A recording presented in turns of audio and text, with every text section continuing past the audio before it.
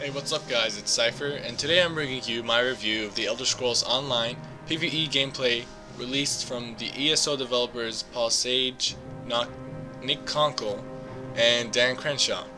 I'll have the gameplay running in the background, and I'll be giving my own personal opinion on some of the things shown in this video. From the get-go, you can tell the graphics have improved greatly since the last time they showed us gameplay. There was a lot of backlash actually from the QuakeCon video that they released. A lot of people saying that the graphics just looked so bad, and people didn't realize it was just a beta, and it's still currently in beta, but the graphics right now are closer to what the game will actually look like. And I am actually very impressed with the graphics. Not because it came from a rather not so graphic oriented MMO like RuneScape, but the graphics of this game look up to par for an MMO genre. You gotta keep in mind that it's not gonna look just like Skyrim, because Skyrim is a single player game. This is a massive multiplayer online game. It's gonna have a lot of compromises made, but just judging by this video, the graphics do look really good. They're taking on a Zymil Cruise, is an overworld monster, which basically means it's just it roams the world, and you can run into it. You don't necessarily find this monster in a dungeon. You can run into it by yourself or with teammates, and these monsters do give a challenge for players.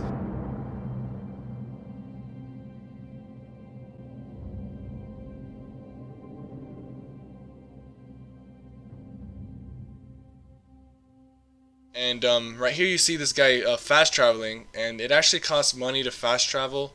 I guess they put that in to encourage traveling instead of fast traveling from place to place, and I do like that they put that as a money sink and as an incentive for people to travel. There you go, one of the developers is doing the wave emote, so there's emotes in this game. That's pretty cool. So right here you see a little animation going on. These people are summoning a Dark Anchor. They're followers of Molag Bal. Apparently they sacrificed this dude so they can open up this portal, and basically what the Dark Anchor is this big portal that just pops up in the sky. It can happen all over Tamriel, including Cyrodiil, which means that during a big epic battle between two or three fractions, this Dark Anchor could just come up out of the sky, and it will be interesting to see how things work out.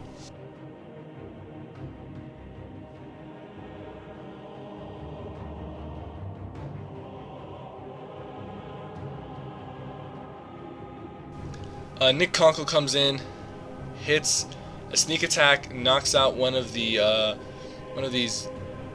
Molag Bal worshippers with just one arrow. So there is an incentive to sneak up on your opponent, because you do get that bonus hit, which I really like that they carried over from the Elder Scrolls game.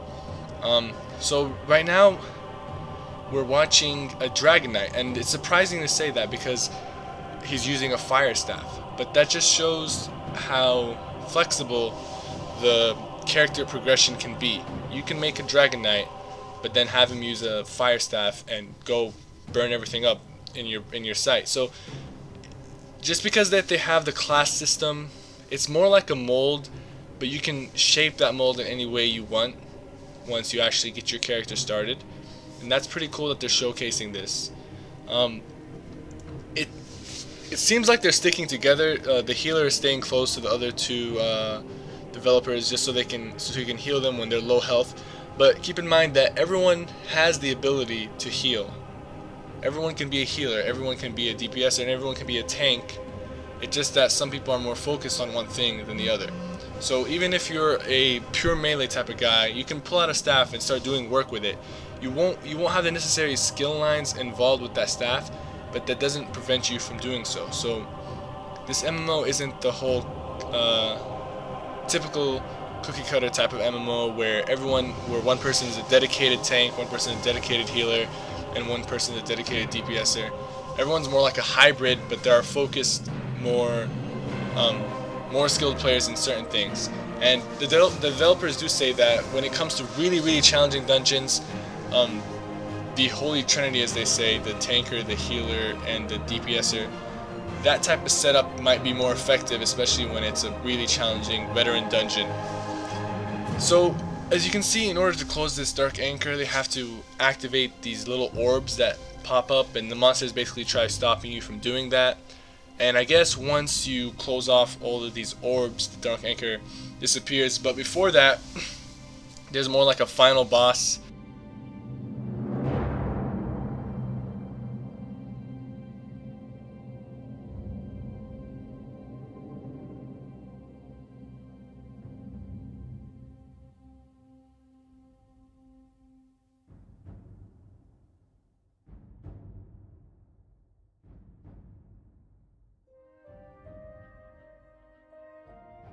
There are only 5 abilities, with the 6th one being the ultimate.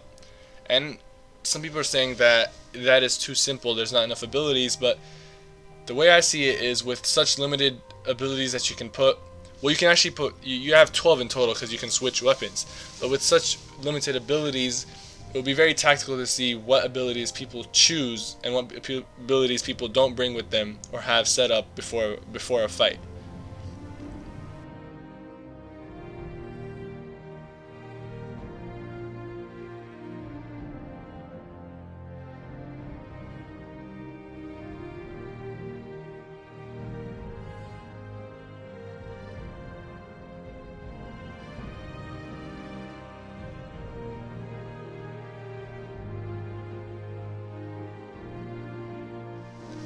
I like how they showcase the use of first person as well as third person, but in reality, most of the people in PvE and PvP will be using third person for the awareness of other NPCs, being able to see behind them.